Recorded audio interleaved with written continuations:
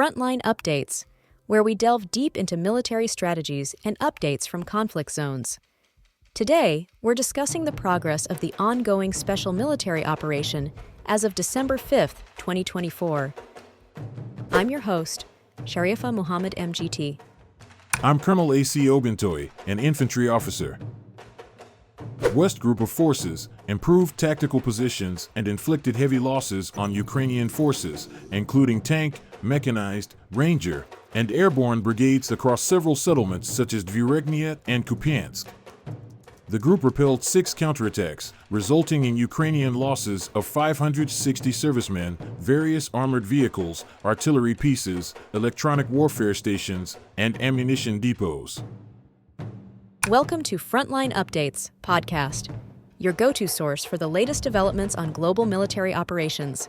I'm your host, and today we're joined by Colonel A.C. Oguntoye for an update on the ongoing special military operation. Colonel, thank you for being here. Thank you for having me. It's an honor to provide this briefing to your audience. Let's begin with the North Military Group. What's the latest in the Kharkiv region? The North Group engaged and defeated Ukrainian territorial defense brigades and border detachments in the areas of Veterinary and Volchansk in the Kharkiv region. Ukrainian losses included up to 65 servicemen and 2 vehicles. How does this affect the overall strategy in the region? These operations secure our control over critical areas and limit the enemy's ability to regroup or stage further offensives. Moving to the West Group of Forces, what progress has been made? The West Group improved its tactical positions and inflicted significant losses on multiple Ukrainian brigades, including tank, mechanized, ranger, and airborne units. Key areas of engagement included Dvyregnia, Kupiansk, and Serebryansky forestry. 6 counterattacks were repelled, resulting in Ukrainian losses of 560 servicemen, a German-made Leopard tank, 2 U.S.-made M113 armored personnel carriers, and several artillery pieces, including a British-made L119 gun. Were there other strategic achievements? Yes, in addition to neutralizing enemy personnel and equipment, we destroyed 2 Zakostay-F electronic warfare stations, an N/TPQ-50 counter-battery radar, and 3 ammunition depots, which significantly degrade the enemy's operational capacity. What's the latest from the Southern Group of Forces? The Southern Group continued to improve its tactical positions, engaging in defeating formations of mechanized, airmobile, and airborne brigades in areas like Kurakovo and Konstantinovka. Ukrainian losses included 330 servicemen, 2 combat armored vehicles, and an ammunition depot. And how about the Center Group? The Center Group made advances into enemy defenses, repelling 9 counterattacks and defeating Ukrainian mechanized and marine brigades in areas such as Dzerzhinsk and Novotroitskoye. Ukrainian forces lost 515 servicemen, a tank, a Bradley infantry fighting vehicle, and several artillery pieces, including Turkish-made Kirpi vehicles. Let's move to the East Group of Forces. What are the highlights? The East Group strengthened its positions along the front, defeating Ukrainian mechanized and territorial defense brigades in areas like Razliv and Novosoka. Ukrainian losses included 210 servicemen, 2 German-made Leopard tanks, and a French-made Caesar self-propelled artillery unit.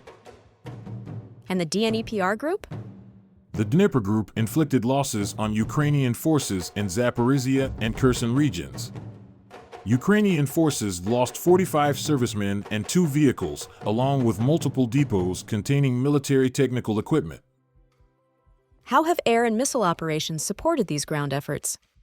Operational tactical aviation, drones, missile troops, and artillery targeted 147 districts, striking energy facilities, UAV production workshops, and concentrations of enemy manpower and equipment. Our air defense systems intercepted 2 HIMARS rockets and 101 unmanned aerial vehicles. What impact do these operations have on the enemy's capabilities? These strikes disrupt critical infrastructure, degrade enemy logistics, and hinder their ability to sustain prolonged operations. The Kursk region continues to be a critical front. What's the latest update there?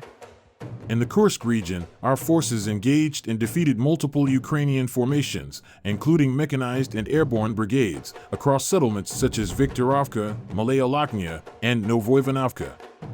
Over the past 24 hours, Ukrainian forces lost more than 300 servicemen, 3 tanks, and various armored vehicles.